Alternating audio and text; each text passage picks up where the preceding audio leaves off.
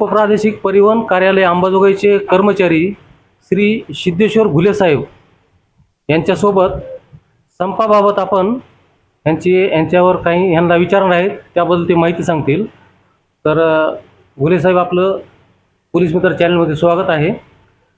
तर आपलं जे संघटना आहे त्या संघटनेचे आपण कुठलं पद आपल्याकडे आहे? मी महाराष्ट्र राज्य कर्मचारी संघटना बीड या कर्मचारी संघटनेचा पदाधिकारी आहे. तसेच मोटर वाहन विभाग RTO कर्मचारी संघटना अंबाजोगाई कार्यालयाचा पदाधिकारी अध्यक्ष आहे. महाराष्ट्र राज्य मोटर वाहन विभाग कर्मचारी संघटनेने मागील दिनांक 16/6/2026 रोजीपासून काम बंद आंदोलन पुकारलेलं आहे. यापूर्वी कर्मचारी महाराष्ट्र राज्य RTO विभागाचा आकृतीबंध 2022-21 मध्ये लागू झाला. परंतु आकृतीबंध लागू झाल्यानंतर जे काही शासनाने कनिष्ठ लिपिकाची पदं मृत घोषित करून काही पदं वरिष्ठ पदं काही वाढवून दिली. प्रशासकीय अधिकारी असेल, वरिष्ठ प्रशासकीय अधिकारी असेल, कार्यालयाध्यक्षक असेल, वरिष्ठ लिपिकांची ही पदं वाढ करण्यात आली. परंतु कनिष्ठ लिपिकाची पदं कमी करण्यात आली. राज्यातील जी वाढ झालेली पदं आहेत त्या पदावर 6 वर्षामध्ये अद्यापर्यंत कोणालाही पदोन्नती मिळालेली नाहीत. या पदोन्नत्या न मिळाल्यामुळे भरपूर कर्मचारी सेवानिवृत्त झाले, परंतु त्यांना त्याचे लाभ भेटले नाहीत. यामुळे महाराष्ट्रातल्या कर्मचाऱ्यांमध्ये, RTO कर्मचाऱ्यांमध्ये रोष पसरलेला आहे. जर शासनाने याबाबतची तात्काळ दखल घेतली असती तर आम्हाला संपासारखा हत्यार उपसावं लागलं नसतं. आम्ही शासनाकडे वेळोवेळी विनंती केली. काळ्या फिती लावणे, हे आंदोलन, 1 दिवसाचा संप, विविध प्रकारे आम्ही शासनाकडे मागण्या सादर करत होतो की आमच्या मागण्यावर तोडगा काढा म्हणून. परंतु प्रशासनाकडून आमच्या कोणत्याही मागण्यावर तोडगा निघत नाही. आमच्या आकृतीबंधामध्ये कनिष्ठ लिपिक आणि वरिष्ठ लिपिक या 2 पदाचे पदनाम बदलून अनुक्रमे परिवहन सहाय्यक व वरिष्ठ परिवहन सहाय्यक ह्यानुसार पदनाम करण्याबाबत आम्ही विनंती केलेली आहे, परंतु तेही झालेलं नाही. आमच्या 56 कर्मचाऱ्यांना कनिष्ठ लिपिक वरिष्ठ लिपिक कर्मचाऱ्यांना कार्यालयाध्यक्ष पदावर पदोन्नती देऊन त्या तात्पुरती पदोन्नती 3 महिन्यासाठी दिली आणि त्यांना खालच्या पदावर परत त्यांना सजा दिल्यासारखं खालच्या पदावर घेऊन त्यांना त्यांची पदोन्नती काढून घेण्यात आली. त्यामुळे कर्मचाऱ्यांचा हे अपमान केला शासनानं.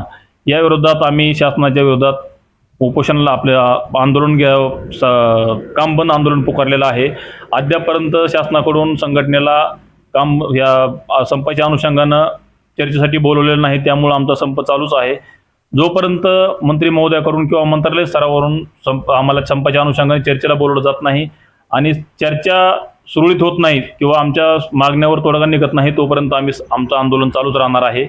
महाराष्ट्रामधून सर्व जिल्ह्यातून RTO कर्मचाऱ्यांचा या संपाला भरभरून पाठिंबा मिळालेला आहे.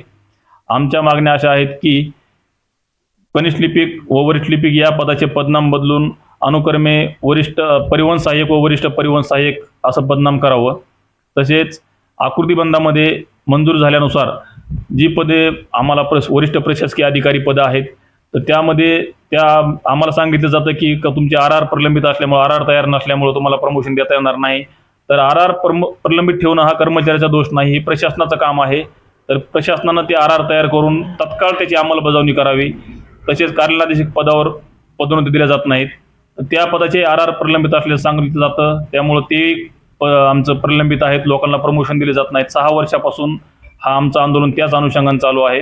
तर त्याही कार्यालयाध्यक्ष पदाचे RR तात्काळ मंजूर करावेत. वरिष्ठ लिपिक पदासाठी जे प्रमोशन आहे ते तात्काळ देण्यात यावेत. तसेच आपल्या विभागामध्ये काही प्रोसिक्युटर म्हणजे मोटर वाहन अभियोक्ता ही पदं आहेत, त्या पदावरही पदोन्नती दिली जात नाहीत. लघुलेखक पदावरचे काय पात्र कर्मचारी आहेत त्यांना प्रमोशन दिले जात नाहीत. या सर्व पदासाठी केवळ RR हा विषय सांगितला जातो, म्हणजेच सेवा प्रवेश नियम. हे सेवा प्रवेश नियम तयार करून घेण्याची जबाबदारी शासनाची व प्रशासनाची आहे. मंत्रालय स्तरावरच्या ह्या मागण्या सर्व आहेत. त्यामुळे मंत्रालय स्तरावरील अधिकारी, सचिव दर्जाचे, उपसचिव दर्जाचे अधिकारी, तसेच परिवहन आयुक्त व सहपरिवहन आयुक्त, अपर परिवहन आयुक्त यांनी आमच्या मागण्यावर तात्काळ तोडगा काढावा अशी आमची कर्मचारी संघटनेची विनंती आहे. जेणेकरून सामान्य नागरिकांना आंदोलनाचा त्रास होणार नाही व शासनाचा कोणत्याही महसुलावर परिणाम होणार नाही. यामुळं आम्ही शासनाला कळकळीची विनंती करतोय की आपण लवकरात लवकर आमच्या संघटनेला चर्चेसाठी बोलवावं आणि आमच्या मागण्यावर तोडगा काढावा आणि आमच्या ज्या रास्त न्यायिक मागण्या आहेत आमच्या अवांतर मागण्या नाहीत, सर्व मागण्या न्यायिक आणि रास्त आहेत. केवळ प्रशासनाच्या दिरंगाईमुळे ह्या मागण्या प्रलंबित आहेत. कुठलाही यामुळे आर्थिक बोजा शासनावर पडणार नाही. त्यामुळे आमच्या मागण्या तात्काळ मंजूर कराव्यात. जे आकृतीबंधात दिले आम्ही तेच मागतोय, आम्ही वेगळं काही मागत नाही. तरी आमच्या मागण्या मंजूर कराव्यात व आम्हाला न्याय द्यावा ही आमची माननीय प्रताप सरनाईक साहेब, मंत्री परिवहन, तसेच माननीय मुख्यमंत्री महोदय, तसेच परिवहन आयुक्त महोदय यांना आमची कळकळीची विनंती आहे की आमच्या मागण्या मंजूर कराव्यात व आम्हाला न्याय द्यावा, जेणेकरून आम्ही सामान्य नागरिकाची कामं करण्यासाठी परत उल्हासामध्ये कामं सुरू करू. आता जे तुमची कर्मचारी संघटना आहे ते महाराष्ट्रातील सर्वच कर्मचारी या संघात सामील आहेत का? महाराष्ट्र राज्यातील सर्व कर्मचारी या संपात सामील आहेत. राज्यात RTO विभागातील सर्व कर्मचारी सामील आहेत. म्हणजे एकूण किती कर्मचारी आहेत आपल्या? आता जवळपास आमचे 2,500 पर्यंत कर्मचारी, सगळ्या पदाची जर विचार केला तर 2-2.5 हजार कर्मचारी आहेत राज्यातली पूर्ण. सर्वचे कर्मचारी संपात सहभागी आहेत. हो, ते कामकाज पूर्ण ठप्प आहे. कामकाज पूर्ण ठप्प आहे. कर्मचाऱ्याकडून सगळं कामकाज ठप्प आहे.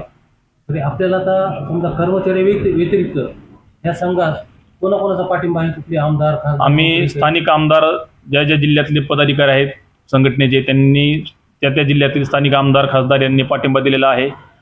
आजच आपल्या इथून सुद्धा माननीय खासदार साहेब बजरंग बाप्पा सोनवणे, तसेच आमदार नमिताताई मुंदडा, आमदार धनंजय मुंडे साहेब यांच्याकडूनही आमच्या आमच्या संपाला पाठिंबा मिळालेला आहे. तसे त्यांनी माननीय मंत्री महोदयांना पण विनंती केलेली आहे की यावर तोडगा काढण्यासाठी. तुमच्या संपामुळं वाहनधारक किंवा चालक मालक ह्या लोकांना, प्रत्येकानं, सर्वांना अडचणी येतात. तर लवकरात लवकर हा संप हे होईल का? तेच आमचं म्हणणं आहे की लवकरात लवकर संप मागे घेण्यासाठीच प्रशासनानं चर्चेला बोलवावं आणि 6 वर्षापासून आमचा लढा सुरू आहे. या लढ्यावर तोडगा काढावा आणि एखादी समिती स्थापन करा, जेणेकरून जे प्रश्न आमचे आहेत ते प्रश्न त्या समितीमार्फत तात्काळ मार्गी लागतील आणि आम्हाला न्याय द्यावा. आम्हाला न्याय भेटल्यानंतर आम्ही कुठलंही आंदोलन ठेवणार नाहीत. आम्ही तात्काळ आंदोलन मागे घेणार आहोत. परंतु शासन आम्हाला सहकार्य करत नाही म्हणून आम्हाला आंदोलनाचा सारखा भाग घ्यावा लागला. धन्यवाद गुरे साहेब. आम्ही पोलीस सूत्राला संपर्क साधल्याबद्दल. तुमची आम्ही जी मागणी आहेत ते आम्ही आमच्या पोलीस मित्रातर्फे प्रसारित करू. धन्यवाद. आपण आमच्या आंदोलन दखल घेतल्याबद्दल आम्ही सुद्धा आपले पोलीस मित्र व लोकशाही पत्रकार संघाचे खूप खूप आभारी आहेत.